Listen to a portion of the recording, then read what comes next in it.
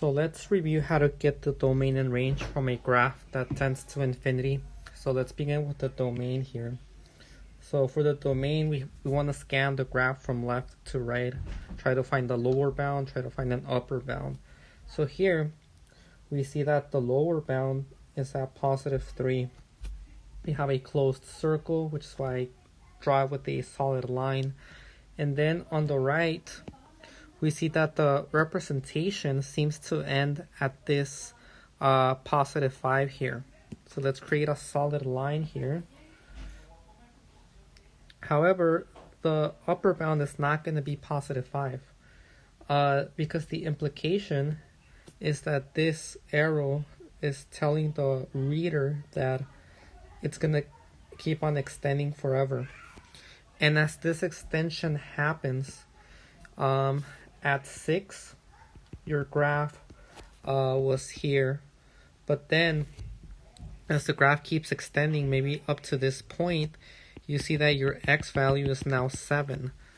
And you can see that the trend is going to be that these numbers are going to keep getting larger and larger and larger to the point of reaching or approaching positive infinity.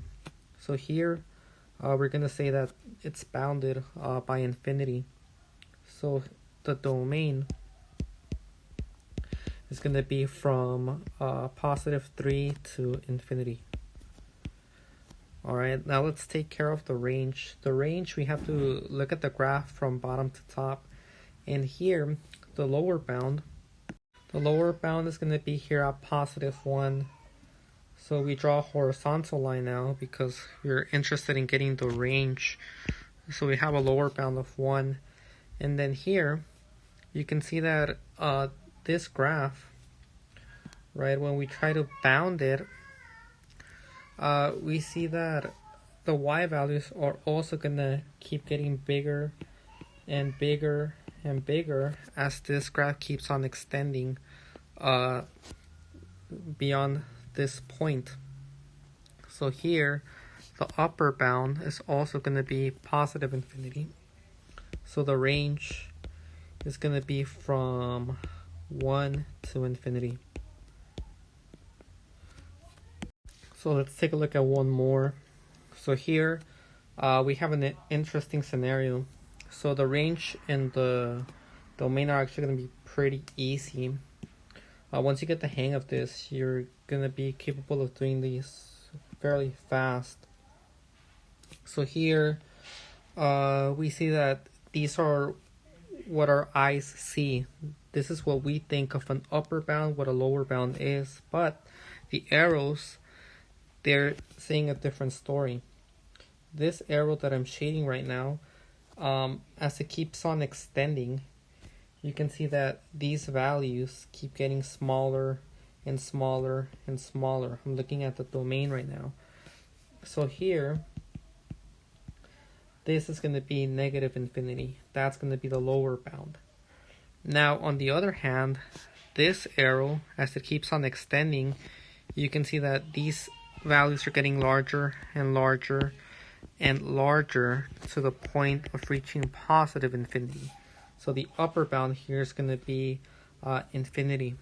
So the domain is going to be negative infinity to positive infinity. Another way you can say this is that x is an element of any real number. So these are two ways of saying the same thing. The range is actually going to be very, very similar because, and actually let me erase all of this. So now let's target the range. So the range, again, we're beating it from bottom to top, and this is what we would consider a lower and an upper bound. But again, the implication is that these arrows are telling you that the extension keeps on going forever. And as this extension keeps on going forever, you can see that these values, the y values now, because we're looking at the range, they're getting smaller and smaller and smaller to the point of reaching negative infinity. So this lower bound is going to be negative infinity. The same thing happens here at the top, because as this graph keeps on extending, you can see that the y values are getting larger and larger to the point that they'll reach positive infinity. So the upper bound here would be positive infinity. So the range would be from negative infinity to positive infinity, reading the graph from bottom to top. And similar to the domain, we can also write this as x being an element of all real numbers. Okay. And here, actually, it's not x, it's y, because we're looking at the range. So y is any element of the real numbers.